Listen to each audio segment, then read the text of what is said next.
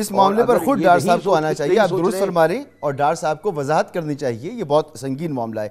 آئی M F mission chief سے وزیر خزانہ کی جب ملاقات ہوئی اسحاق ڈار صاحب کی، تو اس پر بھی زور دیا گیا کہ آپ مارکیٹ بیسڈ ایکسچینج ریٹ جو ہے وہ رکھیں، لیکن ڈار صاحب اپنے فکس ایکسچینج ریٹ پالیسی پر قائم ہیں، تو اس کا کیا اثر پڑ رہا ہے ملکی معیشت؟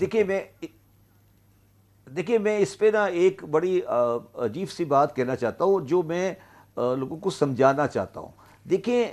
یہ جو ڈار صاحب کا ایکسچینج ریٹ کا سلسلہ ہے، یہ سلسلہ پاکستانی معیشت کے ایک پیراڈائم میں ہے جس میں ڈار صاحب زندہ رہے ہیں ساری زندگی۔ وہ یہ ہے کہ یہ بیسیکلی ان کی پارٹی اور یہ خود امپورٹرز کی لابی کو ریپرزینٹ کرتے ہیں، اور ان کے دماغ میں یہ ہے کہ پاکستان میں امپورٹ کو سستا کیا جائے اور ایکسپورٹ چاہے ہو یا نہیں ہو مگر امپورٹ سستا کیا جائے، اور انہوں نے یہ جو مینیج ڈالر کا سسٹم رکھا ہے پچھلے کوئی تقریباً 30 سال سے، اس نے پاکستان کو آج تباہی کی دہانے پہ لے آیا ہے۔ اس امپورٹ سبسٹیوشن سے مسئلہ یہ نہیں ہے کہ آپ امپورٹ سستی رکھتے ہیں، بلکہ آپ اس طریقے سے اپنی لوکل انڈسٹری کو بھی تباہ کر دیتے ہیں۔